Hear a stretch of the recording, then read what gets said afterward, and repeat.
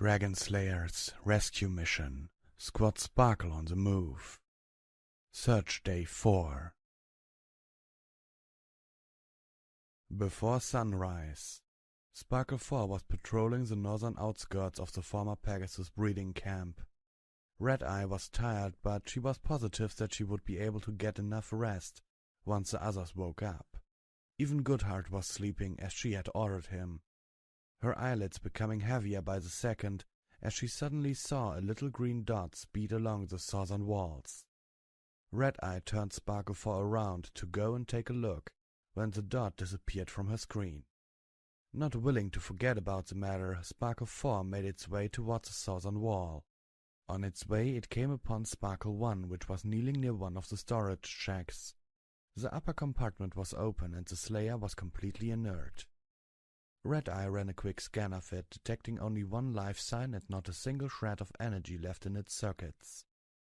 She frowned. Her daughter was obviously taking a walk when she was supposed to sleep. She decided that she would have to have a talk with Frostmane over this. On the other hoof, this explained the small dot that she had seen on her map. It had surely been Frostmane running to power herself out like she had done as a filly. Sighing, Red Eye returned to her patrol. She couldn't wait for her shift to end, so she got some shut-eye herself. 4 hours later, after sunrise. All Slayers rallied on Sparkle 1's position after Candy Cane had used his emergency transmitter. It only sent a SOS signal, so there was no way to know what was wrong. After Silverchain had disembarked from Sparkle 5 and had taken Frostmane's seat in Sparkle 1, the lower hatch opened in an instant.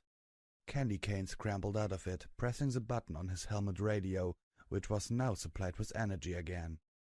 Candy Cane to Frostmane, where the buck are you? He practically screamed into the radio. Mystique to Candy, what are you talking about? Isn't she with you? Mystique asked indignantly. If she was here, would I have to activate my SOS?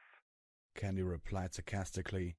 His usually peaceful demeanor was overshadowed by being stuck in a powered-down Slayer. Huh. She obviously ran off somewhere after that disaster yesterday. Melon Slice huffed. Oh.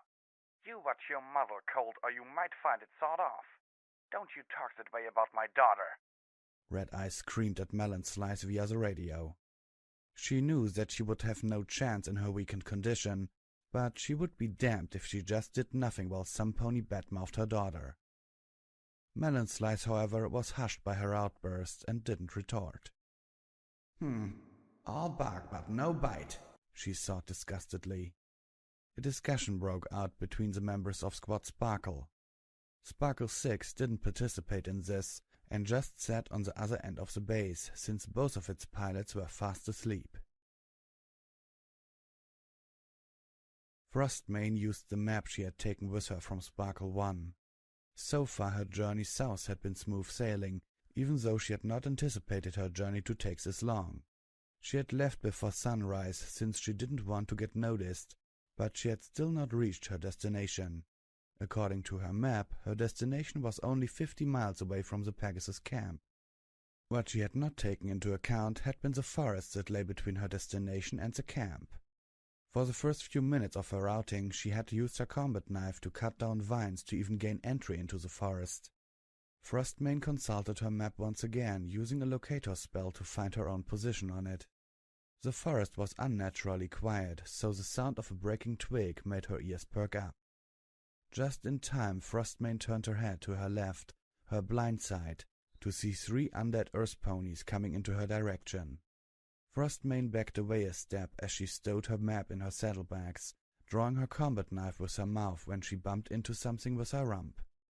Her head snapped back, looking into the milky dead eyes of an undead unicorn mare.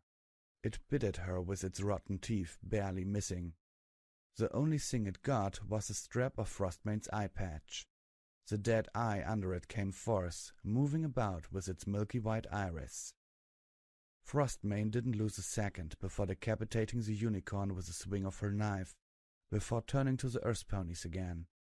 The first undead that came at her was disposed quickly, with her knife's blade finding a new home in its skull. While pulling it out again, however, the blade broke and Frostmane let go of the hilt as undead number 2 and 3 came into biting distance. She didn't want to have to use her magic, since that would suddenly draw even more of them to her position. Even using levitation to hold her map had been a foolish mistake, she realized. Undead number 2 was closest to her, so she decided to dispose of it first. The underbrush was quite thick, which restricted her movements. That's why she had to get quite innovative in taking out her opponent. She let the stallion come close enough to bucket it, turned around and hit its head with her hind legs. The force of her kick sent the undead flying, impaling its head on a nearby tree branch. The third one was an even easier kill for the captain of Squad Sparkle.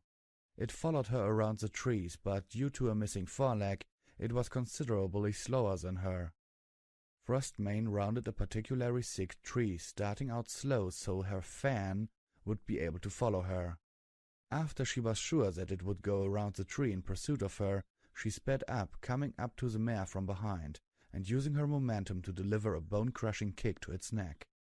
Panting, Frostmane wiped some sweat from her brow and took a sip of water from her canteen.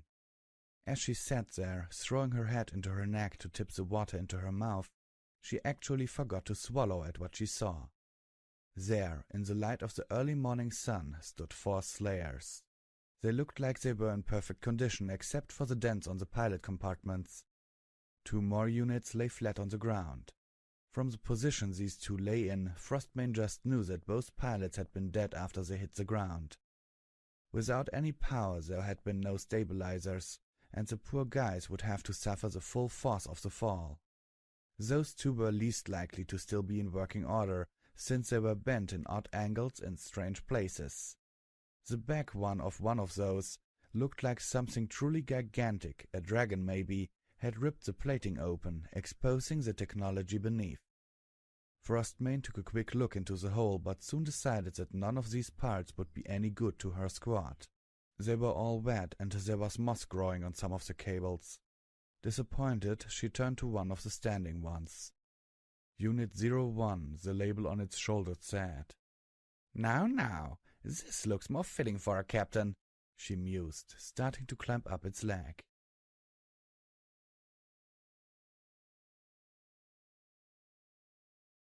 Okay, everypony, background information and discussion time once again. First of all, I come to the discussion part.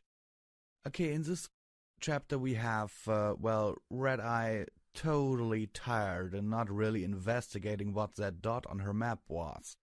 She assumes it was Frostmane, as later in this chapter we see that it actually could have been Frostmane, sneaking out of the camp.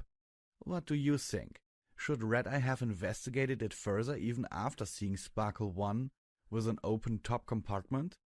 Or would you have just assumed that it was Frostmane as well?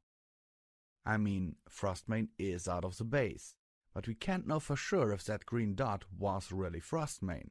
Now can we? Next thing is, what do you think about Frostmane, basically going out alone into the infested Equestria? My personal question would be, what did you think of the fighting scene when Frostmane fights off 4 undead? What would you have done? Would you have taken them out, or would you have run? I mean, 3 Earth ponies and 1 unicorn. At least the unicorn was a serious threat, at least I think so. And yeah, she was pretty stupid to use her magic, wasn't she? Okay, sincerely yours, Visual Pony. No background information this time because I can't really think of anything that I haven't already told you. Sincerely yours, Visual Pony.